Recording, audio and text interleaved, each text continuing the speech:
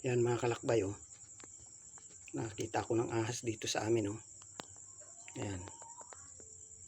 Ay hindi man po pwedeng ano. Yan mga kalakbay, yung laki. Oh. Nanuan ko lang siya at baka mapakan ko siya, no? Oh, ayan siya mga kalakbay, oh.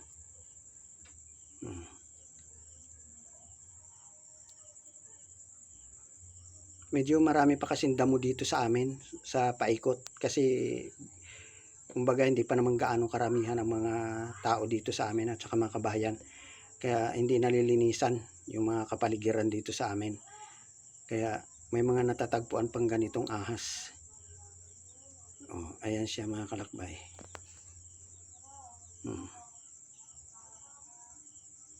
Nanuhan ko lang siya at mahirap na baka makapasok sa loob ng bahay, makakagat. Maraming salamat mga kalakbay.